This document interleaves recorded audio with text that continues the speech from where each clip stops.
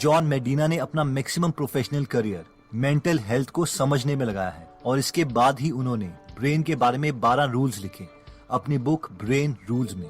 और आज हम इसी बुक से ब्रेन रूल सीखेंगे और ऐसे मेथड सीखेंगे जिससे ब्रेन की परफॉर्मेंस 34% तक इंक्रीज की जा सकती है। So let's start with these amazingly researched brain rules. तो सबसे पहला ब्रेन रूल आता है exercise boosts brain power. Author 2 लोगों से मिले, जिम और फ्रैंक। इन दोनों की एज मिड 80s में थी। जिम व्हीलचेयर में अपना टाइम गुजारते थे, बिना बात के रोने लगते, दीवानों को घूरते रहते, बहुत कुछ भूल जाते। इन शॉर्ट बस अपने मरने का इंतजार कर रहे थे। लेकिन फ्रैंक इसके बिल्कुल ऑपोजिट थे।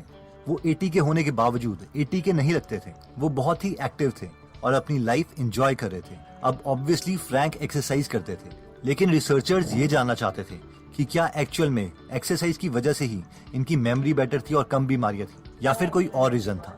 सवाल ये था कि क्या ये सिर्फ एक ह्यूमन ऑब्जर्वेशन थी जिसमें गलतियां हो सकती है, या एक्सपेरिमेंट से इसे प्रूव किया जा सकता था। इसलिए रिसर्चर्स ने एक्सपेरिमेंट्स करने स्टार्ट किए और हर एक्सपेरिमेंट में ये निकला कि जो लोग एक्सरसाइज करते हैं वो मेमोरी में, स्पेशल थिंकिंग में काफी बेटर परफॉर्म करते हैं उन लोगों से जिनकी सेडेंटरी लाइफस्टाइल है, यानी जो बस बैठे रहते हैं और कोई एक्सरसाइज नहीं करते। जॉन बोलते हैं ये इसलिए है कि हमारा ब्रेन बनाया गया था एक ऐसी बॉडी के साथ जो हजारों साल पहले 12 माइल्स पर डे चलती थी, और इसलिए हमारा ब्रेन ज्यादा बेटर भी तब परफॉर्म करता है जब हम एरोबिक एक्सरसाइजेस करते हैं, यानी जिसमें हमारा हार्ट रेट इंक्रीज होता है। ये इसलिए होता है क्योंकि एक्सरसाइज से ब्रेन में ब्लड पहुंचता है, जिससे ब्रेन को एनर्जी और ग्लूकोज मिलता है जो ब्रेन से जहरीले इलेक्ट्रॉन्स को निकाल लेता है। इस पूरे कॉन्सेप्ट पर एक बुक भी लिखी जा चुकी है जिसका नाम है spark, the revolutionary new science of exercise and brain.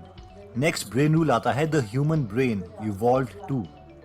ये रूल कहता है कि ह्यूमंस को मिलियन साल लगे ये अमेजिंग ब्रेन पाने के लिए। पहले हमारे पास सिर्फ एक लिजर्ड ब्रेन था, यानी एक छिपकली वाला ब्रेन जो सिर्फ बॉडी के बेसिक फंक्शंस को एक्टिवेट रखने के लिए यूज होता था, जैसे कि ब्रीदिंग, हार्ट रेट को मेंटेन रखना, सोना और जागना। ये कोई कॉम्प्लेक्स काम नहीं कर सकता था। लेकिन फिर इसमें कुछ और ऐड हुआ, एमिगडाला, और हमें एक कैट ब्रेन मिला जिसकी वजह से हम नई चीजों के केपेबल हो गए, जैसे कि हम शिकार को देख के मार सकते थे, शिकारी को देख के भाग सकते थे और रिप्रोड्यूस कर सकते थे।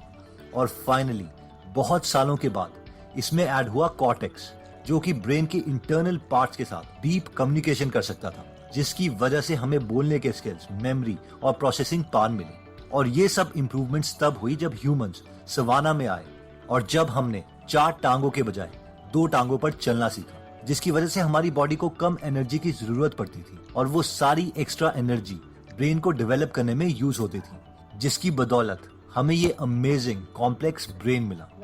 नेक्स्ट ब्रेन रूल आता है every brain is wired differently. Michael Jordan, जो कि वर्ल्ड के एक बेस्ट बास्केटबॉल प्लेयर रहे हैं, उन्होंने 1994 में बास्केटबॉल छोड़कर बेसबॉल ज्वाइन कर ली थी और जॉर्डन को एक के बाद एक हार का सामना करना पड़ा। उनसे आउटफील्ड में 11 गलतियां हुई और उस सीजन में सबसे कम स्कोर किया। कई लोगों को यह समझ नहीं आ रहा था कि ऐसा क्यों हुआ, क्योंकि बेसबॉल और बास्केटबॉल में काफी स्किल्स मैच करती हैं। रिसर्चर्स कहते हैं कि ये इसीलिए हुआ क्योंकि भी हम अपनी बॉडी के साथ करते हैं, फिजिकली करते हैं, उसके अकॉर्डिंग हमारे ब्रेन की वायरिंग चेंज होती है। इसलिए अगर 2 लोगों के साथ एग्जैक्टली सेम इंसिडेंट्स भी हो रहे हैं तो भी उनके ब्रेन सेम जगह पर सेम तरीके से सेम इंफॉर्मेशन स्टोर नहीं करते। नेक्स्ट ब्रेन रूल आता है we don't pay attention to boring things. बहुत ही अमेजिंग रिसर्च में रिसर्चर्स को यह पता चला कि एट अ टाइम सिर्फ और सिर्फ हम एक ही चीज पर फोकस कर सकते हैं, यानी मल्टीटास्किंग के लिए हम बने ही नहीं हैं। जिसका मतलब यह है कि अगर हमारे सेंसेस किसी चीज को देख भी रहे हैं तो विद इन फ्यू सेकेंड्स वो उनमें से मैक्सिमम चीजों का डेटा डिलीट कर देंगे ताकि हमारा ब्रेन एक ही चीज पर फोकस कर सके। रिसर्चर्स कहते हैं कि अगर हम किसी भी चीज पर अटेंशन बनाना चाहते हैं तो हम इमोशनली अराउज्ड होने चाहिए। इसलिए हमें टीवी पर दिखाई जा रही एडवर्टाइजमेंट्स इमोशनल होती हैं ताकि वो हमें याद रहे। नेक्स्ट ब्रेन रूल आता है रिपीट टू रिमेंबर। अगर आपको मेमोरी की प्रॉब्लम है तो इस ब्रेन रूल को सुनो। हम अपनी रिमेम्बरिंग स्किल्स इंप्रूव कर सकते हैं अगर हम उस इंफॉर्मेशन को उसी एनवायरनमेंट में रिकॉल करें जिस एनवायरनमेंट में हमने उसे लर्न किया था। यानी अगर हमें एग्जाम हॉल में एग्जाम देना है तो हमें कोशिश करनी चाहिए कि जब भी हम पढ़ाई करें तो हमारा रूम एग्जाम हॉल की तरह ही दिखे ताकि हम उस इंफॉर्मेशन को रिकॉल कर सकें। नेक्स्ट ब्रेन रूल आता है रिमेंबर टू रिपीट। ये ब्रेन रूल कहता है कि मैक्सिमम इंफॉर्मेशन हम पहले कुछ मिनट में ही भूल जाते हैं। लॉन्ग टर्म मेमोरीज हिपोकैम्पस और कॉर्टेक्स की कम्युनिकेशन के दौरान बनती है। यानी अगर हमें लॉन्ग टर्म तक चीजें याद रखनी है तो हमें उसी इंफॉर्मेशन से रिलेटेड और चीजें याद करनी चाहिए, और साथ में हमें इन इंफॉर्मेशन को इक्वल टाइम के बाद रिवाइज करते रहना चाहिए। नेक्स्ट ब्रेन रूल आता है स्लीप वेल थिंक वेल। आपका तो पता नहीं, पर मुझे ये मिसकंसेप्शन था कि सोना एक बहुत बड़ा टाइम वेस्ट है। जितना ज्यादा नंबर ऑफ आवर्स में स्टडी को दूंगा उतना ज्यादा मैं अचीव कर पाऊंगा, और मैं बहुत कोशिश भी करता था कि मैं कम से कम सोया करूं। इसलिए मैं हमेशा थका सा और रिएक्टिव स्टेट में रहता था। बट ऑब्वियसली साइंस ये प्रूव कर चुकी है कि हम जितनी कम स्लीप लेंगे उतने ज्यादा नेगेटिव कंसिक्वेंसेस हमारे साथ हो सकते हैं। कम स्लीप से हमारी अटेंशन कम हो जाती है, हमारी मेमोरी पर नेगेटिव इफेक्ट पड़ता है, हमारा मूड खराब हो जाता है, even logical thinking negatively impact होती है, और साथ में हमें बॉडी मूवमेंट से रिलेटेड बीमारियां भी हो सकती है। एक स्टडी में रिसर्चर्स ने यह शो किया कि अगर नासा के पायलट्स 26 मिनट का एक छोटा सा नैप भी ले लेते हैं तो उनकी परफॉर्मेंस 34% तक इंप्रूव की जा सकती है। और ये इसीलिए है क्योंकि हमारे ब्रेन के न्यूरॉन्स बहुत ही रिदमिक वे में एक्टिविटीज शो करते हैं। इन शॉर्ट, जो पूरे दिन हमने लर्न किया था वो सोते टाइम उसे रिप्ले करते हैं। इसलिए दिमाग तेज करने का ये एक शॉर्ट तरीका है कि हम छोटा सा नैप ले लें। नेक्स्ट ब्रेन रूल आता है stressed brain don't learn the same way. Imagine कीजिए कि आपका कोई लव्ड वन बहुत बीमार है और उसे आप और आपके फैमिली मेंबर्स हॉस्पिटल ले जा रहे हैं ऑपरेशन के लिए। उन्हें ऑपरेटिंग रूम में ले जाया जाता है।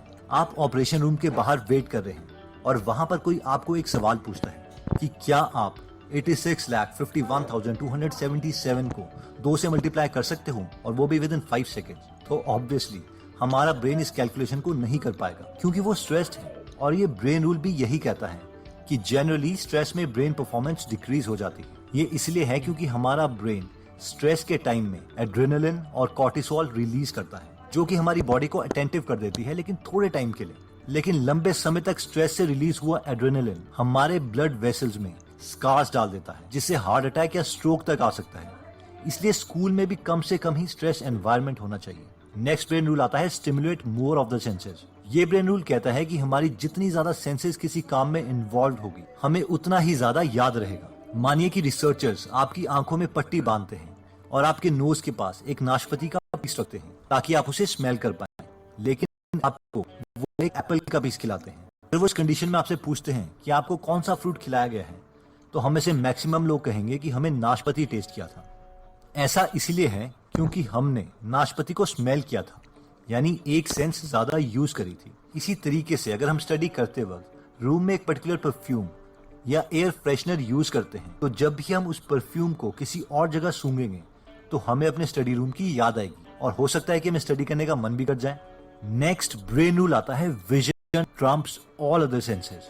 ये ब्रेन रूल कहता है कि हमारी सबसे डोमिनेंट सेंस विजन है, क्योंकि विजन हमारे ब्रेन के 50% रिसोर्सेज यूज करती है। यानी हमें सबसे ज्यादा मेमोराइज तब होता है जब हम पिक्चर्स को या वीडियोस को देखते हैं, ना कि रिटन और स्पोकन वर्ड्स को।